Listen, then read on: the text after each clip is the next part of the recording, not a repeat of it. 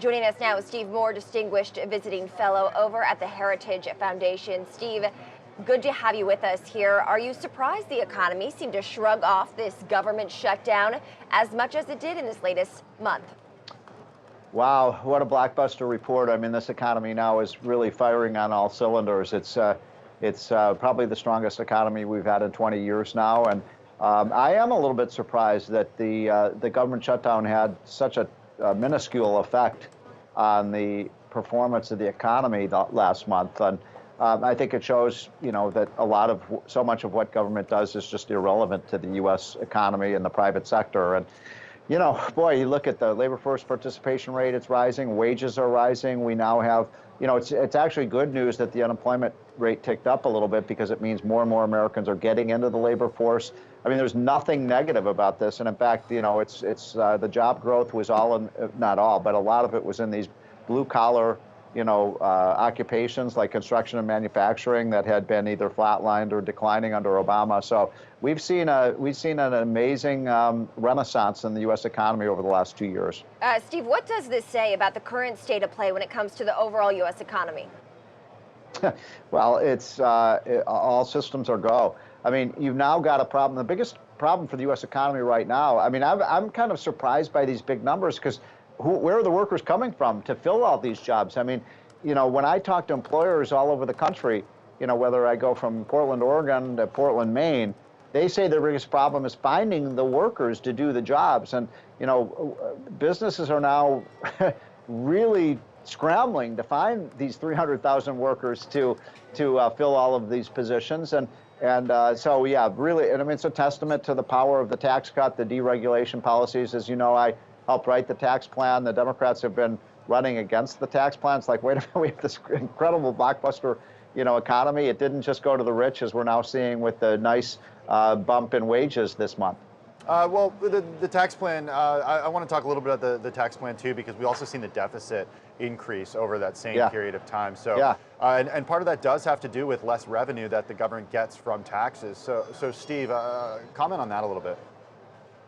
Well, 2018, we had the most tax revenues into the federal treasury of any year in American history. So that's a pretty amazing performance. That's, by the way, with the first year of the tax cut. So you're right, we have a big problem with these deficits, but it's not a spending. I mean, it's not a tax revenue problem. We've got plenty of revenues. It's how are we going to control this spending? And we've got to get Congress and the White House to get serious about reducing so much of the wasteful, inconsequential spending of government. That's why I mentioned the shutdown of the government. We had a shutdown of the government for half of the month, and yet the private sector economy grew and grew. Maybe it's time we start thinking about, do we need all these agencies? Do we need all these bureaus? And wouldn't this money be better spent if it just remained in the pockets of American consumers and businesses rather than flow to Washington?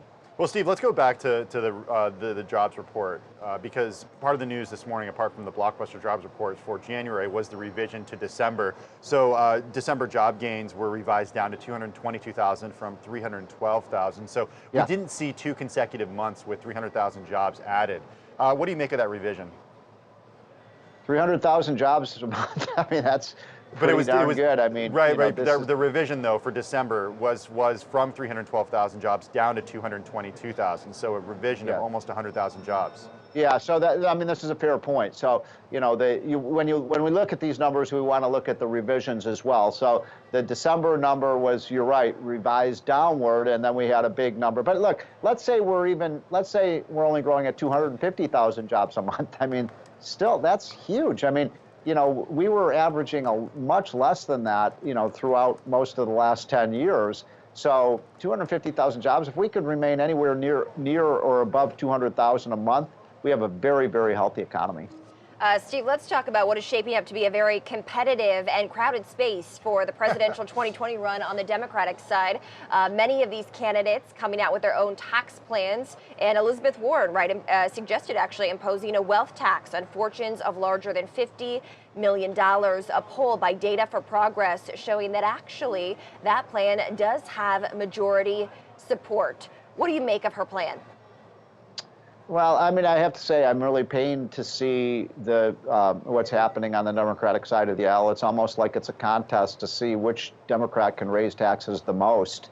And I think what Donald Trump has proved is, and not just Trump, but going back to John F. Kennedy and Ronald Reagan, when you cut taxes on businesses and workers, good things happen. Do we want to move from being, one of the lowest tax countries now in the world and the most competitive to one of the highest tax countries?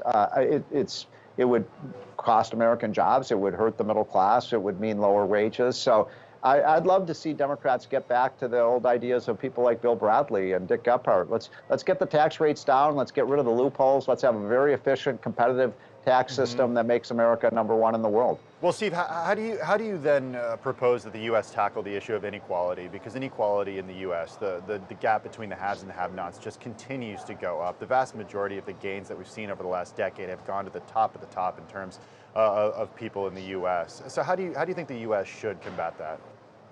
Well, look, I don't think that's the right thing to look at.